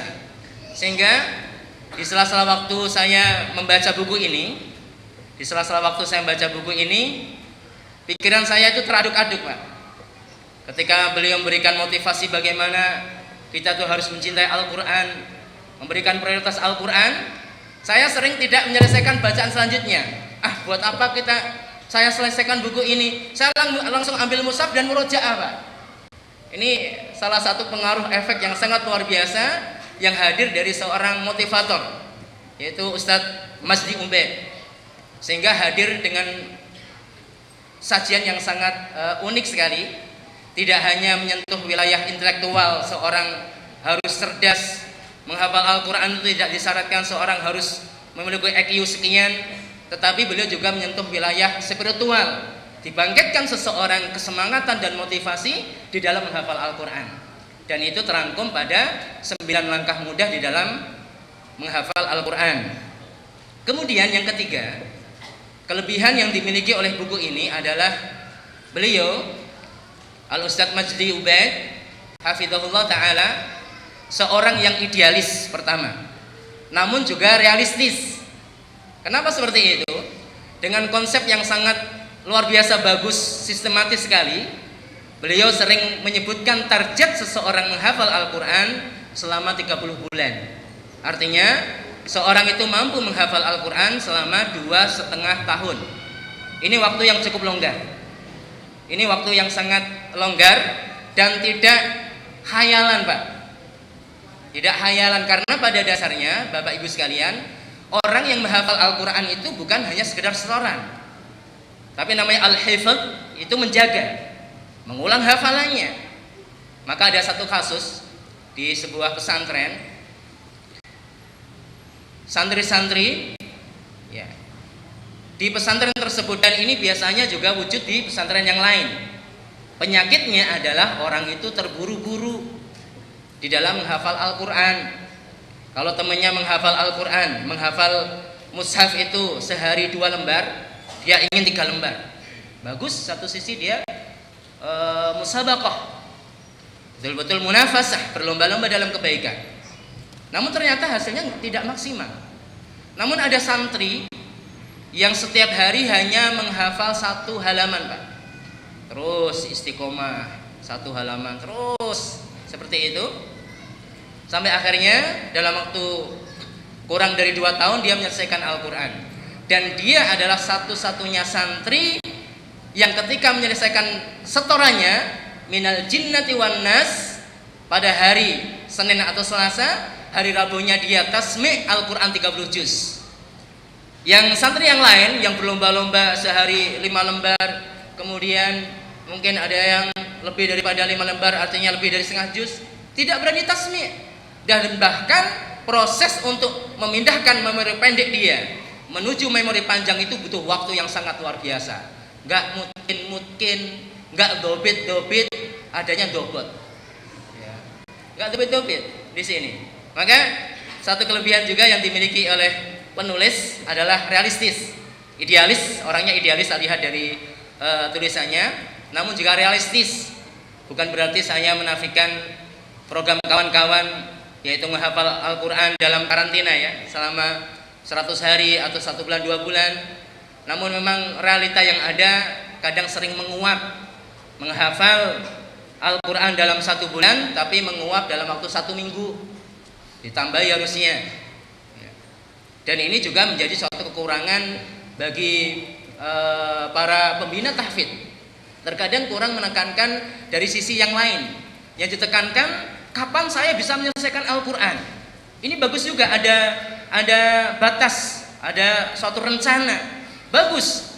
Tapi terkadang kurang ditanamkan oleh para pendidik Al-Quran, kapan saya bisa khusyuk dengan Al-Quran ini, kapan saya bisa menangis ketika saya baca Al-Quran, kapan saya bisa menikmati Al-Quran. Di sini kurang ditekankan, termasuk salah satu kekurangan buku ini, kurang ditekankan dalam sisi itu. Tapi ditekankan dalam sisi mungkin target, kemudian batas, rencana, dan semuanya memiliki kurang dan lebih. Barakallahu fikum, Bapak Ibu sekalian yang dirahmati oleh Allah Subhanahu wa taala. Kemudian buku ini, buku yang dikemas dengan sangat apik sekali dalam setiap poinnya, mengajarkan kepada kita tentang satu istilah bahwa at-thariqatu ahammu minal madah. Jadi metode terkadang itu lebih penting daripada materi itu sendiri. Banyak orang yang menghafal Al-Quran bertahun-tahun tidak bisa menghafal Al-Quran.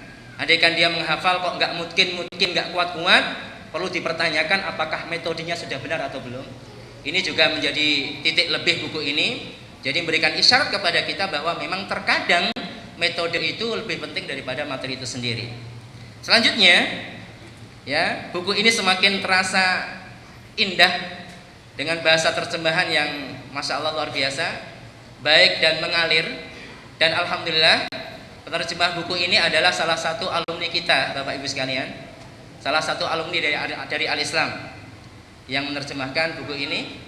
Hafizahullah Ta'ala, semoga Allah memberkahi dan menjaganya. Dan penerbit buku ini, penerbit Aqwam juga luar biasa dalam bahasa komunikasinya. Ditulis di sampulnya adalah 9 langkah mudah menghafal Al-Quran. Kita tidak terasa terhipnotis ya Pak. Ditulis 9 langkah mudah menghafal Al-Quran. Judul aslinya Tis'atu Asrarin li Hifdzil Qur'anil Karim. 9 rahasia di dalam menghafal Al-Quran. Versi Indonesia 9 langkah mudah. Ini juga terinspirasi dengan penulis aslinya.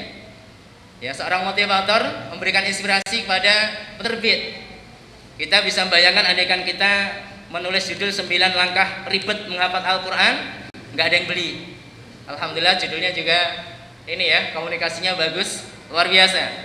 Ala kulli hal, Bapak Ibu sekalian, jadi saya yakin yang hadir pada kesempatan kali ini adalah jiwa-jiwa yang lurus yang ingin menghafal Al-Quran. Minimal anak-anaknya yang akan menjadi para hafidh dan hafidhah. Ya cuma ironisnya keinginan itu terkadang hanya sebatas keinginan. Kita ini sering banyak alasan dan tidak memprioritaskan daripada keinginan kita tersebut. Orang ingin sekolah mendapatkan ijazah saja, dia memprioritaskan daripada pekerjaannya tersebut, sekolahnya tersebut, sampai bertahun-tahun untuk mendapatkan ijazah yang 1 lembar tersebut. Tetapi Al-Quranul Karim terkadang tersisihkan. Ini yang menjadikan kita itu lama atau bahkan tidak hafal Al-Quran. Jadi banyak alasan tidak memberikan prioritas terhadap penghafalan terhadap kitab suci Al-Quranul Karim. Barakallahu fikum, Bapak Ibu sekalian, pada dasarnya menghafal itu baru level pertama loh Pak. Menghafal itu baru level pertama di dalam kita berinteraksi terhadap Al-Quran. Ternyata tugas kita tuh banyak. Ibnul Qayyim Al-Jauziyah dalam Bada'ul Fawaid menyebutkan ada 4 yang harus kita perhatikan di dalam interaksi terhadap Al-Quran. Pertama adalah membaca dan menghafalnya. Tingkatan paling awam sekali Pak. Makanya kalau kita belum hafal Al-Quran, berarti tingkat pra-awam. Nah ini yang jadi masalah ini. Pertama adalah membaca dan menghafalkannya. Kedua adalah kita bertadabbur Al-Quran, memahami maknanya. Kemudian yang ketiga adalah mengamalkan daripada hukum-hukum Al-Quran. Kemudian yang keempat adalah menjadikan Al-Quran itu sebagai syifa, obat, penawar bagi penyakit, baik yang dohir ataupun penyakit batin kita, penyakit riya. Kalau orang itu membaca Al-Quran dan memahami firman Allah, iyyaka na'budu wa iyyaka nasta'in, hanya kepada Engkau kami beribadah dan hanya kepada Engkau kami memohon pertolongan, maka insya Allah penyakit riya itu tidak ada. Ini sudah diobati oleh Al-Quran. Kalau dia memahami substansi firman Allah, alhamdulillahirabbil alamin, insya Allah akan sering timbul dan tumbuh rasa syukur dalam hatinya. Ini Al-Quran. Barakallahu fikum, Bapak Ibu sekalian yang dirahmati oleh Allah Subhanahu wa taala. Sebetulnya ada 3 modal yang saya simpulkan dari buku ini di dalam menghafal Al-Quran. Yang pertama adalah keyakinan. Yakin kalau kita itu bisa menghafal Al-Quran. Ini penting. Kadang itu kita tanda tanya, mosok sih? Itu mah bahasanya orang motivasi saja. Biasa mah kayak gitu.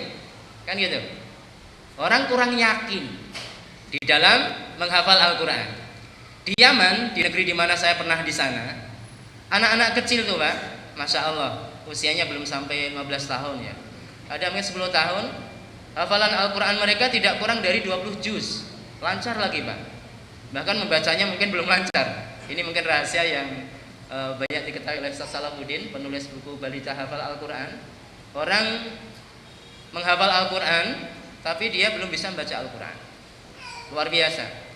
Kemudian Al-Quran di Yaman itu biasa dihafal dalam tempo yang relatif singkat, 1 atau 2 bulan. Dan kualitas hafalannya cukup bagus. Kenapa seperti itu? Ini karena 2 hal. 1, karena hal itu menjadi suatu kebiasaan. Satu kebiasaan. Pertama, jadi kalau suatu itu menjadi biasa, ya sudah suatu yang lumrah, bukan suatu yang ajaib. Pernah pada satu acara di KBRI Yaman, tampilan sebagian warga negara Indonesia, orang-orang Aceh menampilkan tari Aceh. Tari Aceh tahu ya Pak? Saya nggak bisa. Tari apa namanya itu? Tari Saman. Ada orang-orang Yaman lihat gerakannya seperti itu, luar biasa. Tepuk-tepuk dada, tepuk-tepuk tanah. Ribet, saya sendiri ribet gitu karena belum biasa. Orang Yaman bilang, "Hadhihi mu'jizah min Allah." Ini mah mukjizat ini, gimana caranya kata. Kenapa seperti itu? Karena belum biasa. Ya. Kemudian yang kedua, kenapa bisa seperti itu? Karena mereka yakin bisa. Ya kan? Kalau dipaparkan kepada Bapak Ibu sekalian, insya Allah Bapak Ibu sekalian bisa menghafal Al-Quran dengan kesibukan yang ada selama 2 tahun. Gak mungkin Pak Ustaz, gak mungkin katanya. Dengan kata gak mungkin itu sudah menanamkan pada diri kita tidak mungkin bisa menghafal Al-Quran. Ini. Jadi yang pertama adalah keyakinan. Kemudian yang kedua kemampuan. Kemampuan ini mencakup manajemen kita dalam menghafal. Yang sibuk bagaimana kita memanage waktu kita. Kalau santri Al-Islam atau santri Pondok Tahfidz menghafal Al-Quran itu suatu yang istimewa Pak. Tapi kalau ada tukang bubur hafal Al-Quran, kemudian tukang angkot hafal Al-Quran, kan lebih istimewa itu. Kadang saya sebel di sini nih, tukang angkot muter lagunya kenceng-kenceng banget itu, musik dak. Kenapa? Biar gak ngantuk. Kalau ngantuk nabrak kan rugi juga. Saya membayangkan andaikan tukang angkot mereka tuh masya Allah melafatkannya, lafaz yang keluar dari lisannya ini adalah apa? Hafalan Al-Quran. Kita juga nyaman bisa merojaah kan gitu. Tukang angkot, tukang bubur. Sementara ini tukang bubur baru naik haji, nggak tahu hafal Quran atau enggak. Di sini. Barakallahu fikum. Kemudian yang ketiga adalah tentunya kesempatan. Ini berkaitan dengan yang kedua tentunya. Jadi mau nggak mau orang yang hafal Al-Quran, ingin menghafal Al-Quran, menjadi hafid, harus menyediakan waktu Pak. Jadi intinya hanya kembali pada diri kita masing-masing. Kalau santri hafal Al-Quran 2 tahun atau kurang dari 2 tahun, kita yang orang sibuk ini Pak, yang mikir besok bayar listrik, berasnya habis, ini gas naik, ini presiden gimana ini kan itu pusing itu, gimana ngapal Al-Quran Pak Ustaz, pusing, listrik belum bayar. Nah ini kan, jadi intinya adalah bagi waktu. Jadi kalau santri 2 tahun, saya 5 tahun harus hafal Al-Quran. Jadi ada target, setiap hari harus ada ayat yang dihafal. Ya, tidak perlu saya motivasi kembali, saya ulang kembali materi yang disampaikan Ustaz Salahuddin. Intinya kita memang cinta, seneng. Kalau udah cinta tuh kayak apa sih Pak? Ada sebagian anak-anak itu kalau baca novel atau komiks, masya Allah, jungkir balik kaki di atas pun sambil baca, ya sampai ke kamar mandi baca. Gak enak kalau nggak khatam hari itu juga, karena saking senengnya. Kadang kita seneng terhadap Al-Quran tuh anget-anget saja, anget-anget itu kotoran ayam. Ya, seneng habis dimotivasi, masya Allah, langsung baca Al-Quran ngapal, tobat setahun nggak baca Al-Quran. Ini yang jadi menimbulkan motivasi pada diri kita itu penting, tapi menjaga motivasi tersebut itu yang sulit. Banyak sekali hewan-hewan itu habis seminar, habis daurah, masya Allah, tapi ketemu setelah itu sama saja. Ya orang-orang itu saja gitu. Kualitasnya juga itu saja. Ini penting sekali. Menanamkan cinta, dan cinta itu insya Allah akan semakin melekat ketika kita memahami akan pesan Al-Quran. Yang dalam buku ini juga kadang kurang ditekankan dalam masalah menghayati tadabbur Al-Quran, yang hal itu bisa menimbulkan rasa refleks dan lain sebagainya, kurang ditekankan. Dan saya berikan tambahan bahwa penting kita itu menghayati daripada pesan-pesan Al-Quran, supaya betul-betul terjaga motivasi kita di dalam menghafal Al-Quran. Cinta, kita membayangkan kalau kita itu menjadi orang yang terbaik, membayangkan kalau kita itu ketika dihisab Allah memerintahkan kita baca Al-Quran dalam hadis Imam At-Tirmidzi dan Abu Dawud tadi. Dan setiap ayat Al-Quran itu akan menjadikan orang naik satu derajat. Derajat antara dua derajat, jarak antara dua derajat di akhirat itu seperti jarak antara langit dan bumi.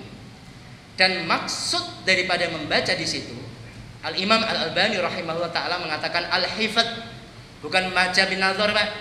Maksud perintah Allah membaca dalam hadisnya itu di akhirat, bacalah.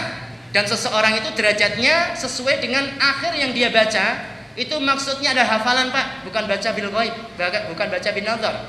Kalau Bapak hafalnya 10 ayat, berarti derajatnya 10 saja. Bagaimana ini? Kemudian yang hafalannya cuma Al-Ikhlas, berapa ayat itu? 5 ayat atau 4 ayat itu kan? Al-Kautsar, lumayan, alhamdulillah. Tapi bagi orang yang hafal Al-Quran, di akhirat suruh murojaah, udah ngulang hafalannya.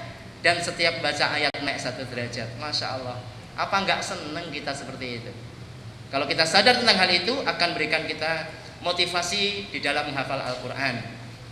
Kemudian Bapak Ibu sekalian, kita langsung masuk pada wilayah praktek ini. Wilayah praktek bagaimana toh menghafal Al-Quran itu. Sebagainya sudah disebutkan oleh penulis di sini dan ada beberapa tambahan, insya Allah akan kami tambahkan. Jadi yang pertama, Bapak Ibu sekalian jangan sampai mencoba menghafal Al-Quran sebelum bacaannya lurus. Berarti masing-masing harus menyediakan waktu untuk tahsin, memperbaiki daripada tajwid, belajar makharijul huruf. Ya, kalau kita mendengarkan bacaan para qari, masya Allah indah sekali ya. Itu perlu proses, Pak. Perlu proses dari tajwid yang tingkat dasar, menengah sampai tajwid yang tingkatannya agak rumit. Dan ini penting diperhatikan bahwa belajar tajwid itu harus dengan guru, nggak boleh kayak orang tadi nyetir belajarnya lewat internet, ya. Akhirnya nabrak nanti takutnya. Lewat guru, karena ada beberapa bacaan tidak mungkin kita lihat secara teori di dalam buku. Ismam harus menggabung musyafatain, harus menggabungkan dua bibir, monyong sendiri kan gitu. Maksudnya apa ini? Ismam ini, ya, harus dipelajari dari seorang guru. Maka membaca Al-Quran termasuk sunnah yang turun temurun. Idealnya adalah memang belajar dari seorang hafidh, dan lebih ideal lagi belajar dari orang yang sudah punya sanad di sini. Jadi yang pertama, jangan menghafal kecuali memang bacaannya sudah baik tahsinnya. Karena kalau sudah dipaksa menghafal, takutnya hafalannya keliru, meluruskannya susah. Kayak orang Badui di Yaman itu, pernah saya dimintai untuk membimbing, ya bukan membimbing ya, menemani mereka lah dalam baca Al-Quran. Orang Badui, saya mengira Pak, orang-orang Arab tuh bahasanya kan Arab, baca Al-Quran lancar semua. Ternyata enggak. Orang Badui kita adakan daurah training pada liburan musim panas, baca Al-Fatihah sudah keliru Pak. Ini mungkin seusia SMP kali ya. Kalau kita membaca Al-Fatihah, iyyaka na'budu wa iyyaka nasta'in, dia bacanya iyyaka na'budu. Saya bilang, salah kamu. Iyyaka na'budu. Oh iya. Ulangi, iyyaka na'budu. Itu lagi. Sampai pegel saya. Kamu orang Arab gak sih? Iya, saya orang Arab katanya. Saya sampai ragu ini orang Arab beneran apa enggak ini. Kok mendingan saya gitu. Ini jadi susah penghafalan seperti itu. Ya. Jadi yang pertama adalah jangan sampai kita menghafal kecuali sudah tajwidnya benar. Itu poin yang pertama. Kemudian diusahakan ketika kita menghafal, disebutkan penulis juga, menggunakan satu mushaf, satu cetakan, satu bentuk mushaf. Ya, jadi cetakannya sama walaupun besar kecilnya beda, nggak masalah. Dianjurkan pakai Quran pojok Dan alhamdulillah Quran standar Madinah itu bagus, walaupun harus dikenalkan beberapa tanda ya. Kalau tidak ya tadi seperti disampaikan oleh Ustaz Salafuddin, bil godati, orang bacanya bil godawati, karena ada harokatnya Pak. Fathul qiyam lagi, kan gitu. Fathahnya berdiri lagi. Makanya ketika diingatkan dia malah mendebat karena dohirnya seperti itu. Jadi ada beberapa tanda yang harus disampaikan kepada pembaca Al-Quran yang memakai mushaf cetakan Madinah. Ya, seperti itu. Digunakan satu mushaf karena itu juga mendukung untuk mengingat-ingat hafalan. Jadi kita itu optimalisasi panca indera kita, dan ini juga dibahas oleh penulis. Jadi bukan hanya penglihatan saja, tapi pendengaran, kemudian penciuman dianjurkan kalau bisa memakai Al-Quran yang wangi, yang berbau. Kalau bisa lagi setiap lembar itu wanginya beda. Wah, oh innalladzina kafaru sawun alaihim, wangi melati. Buka lagi. Jadi ketika mencium bau melati, oh ya Al-Baqarah ayat 6 itu. Nah, bukan ingat yang lain. Jadi mengoptimalisasi dalam indera kita, panca indera kita. Mendengar. Penulis juga menganjurkan bagi para penghafal Al-Quran yang waktunya itu mepet, Pak, sibuk, Pak, pekerja, itu menggunakan fasilitas media, mendengarkan murotal, MP3, MP4, ya. Dan kalau bisa setiap surat atau juz dengan korek yang berbeda. Al-Fatihah, misalnya Syekh Al-Ghamidi, Masya Allah, ya, maka ada imam Pak, Al-Fatihahnya Al-Ghamidi, suratnya enggak Al-Ghamidi, karena suratnya menghafalnya dari korek yang lain. Ganti Al-Fatihah bukan Al-Ghamidi, enggak bisa, karena Al-Fatihah milik Al-Ghamidi. Dan ini membantu juga. Al-Baqarah Syekh Abu Bakar Asy-Syatiri, oke. Ini juga membantu. Jadi mata kita melihat, optimalisasi pendengaran, sehingga ada orang yang menghafal Al-Quran tanpa membuka mushaf, cukup dengan mendengarkan berulang-ulang. Di sini mata, kemudian pendengaran kita sampai penciuman hidung kita, ini juga bisa kita gunakan di dalam menguatkan hafalan kita, menghafal dan menguatkan hafalan kita. Barakallahu fikum. Kemudian yang ketiga adalah memilih waktu yang pas. Maksudnya adalah memilih waktu yang pas ini ya waktu untuk menghafal, waktu untuk mengulang. Jadi tugas kita itu bukan hanya menghafal Pak, tapi mengulang juga. Pertama, pilih waktu yang paling enak Pak, ketika kita itu nggak galau. Nah ini, jangan sekali-kali menghafal Al-Quran dalam kondisi galau.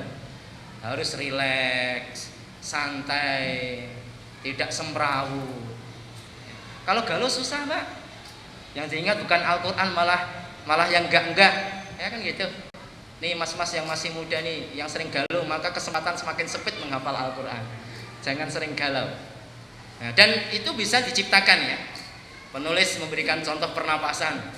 Tarik nafas, keluarkan, ataupun mungkin dengan cara imajinasi atau visualisasi, membayangkan kita itu berada di tepi pantai yang indah, Masya Allah, tenang. Ini ada suara ombak nih, ternyata bangun ada suara orang ngorok. Ini penting juga menghadirkan ketenangan. Ada satu konsep juga yang diajarkan Al-Quran, kita itu bisa tenang dengan sholat insya Allah. Wasta'inu bisabri wassalah. Sebelum kita membuka Al-Quran untuk menghafal, ambil air wudhu, sholat dan minta kepada Allah, ya Allah, mudahkanlah saya dalam menghafal Al-Quran. Bayangkan kita mendapatkan kemuliaan dari Allah karena menghafal Al-Quran. Insya Allah akan dimudahkan.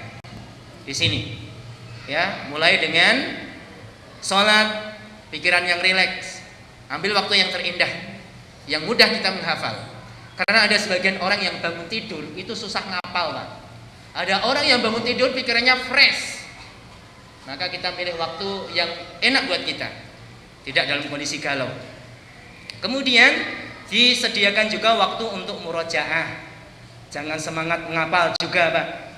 Jadi kita minimal ada 3 tugas dalam menghafal Al-Quran ini. Hafalan baru, hafalan yang hangat, hafalan yang lama. Nah ini muskilah ini kalau nggak diperhatikan. Hafalan baru wajib, kalau nggak kita lari di tempat. Itu melulu. Al-Ikhlas melulu. Ya kan ikhlas Pak Ustaz. Yang penting kan mungkin. Ya kan lari di tempat tapi kan gitu.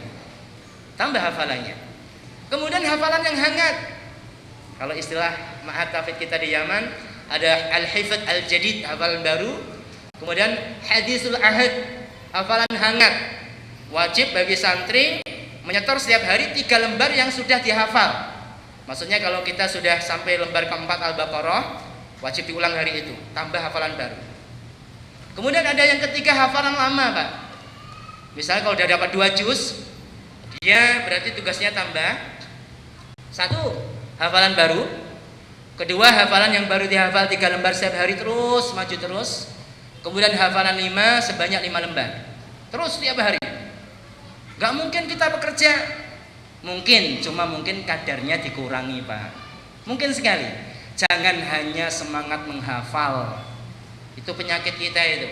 Seneng kalau lipatan Al-Quran kita tuh tebal. Masya Allah, dari 15 juz saya kok Al-Baqarah melulu, ya Allah.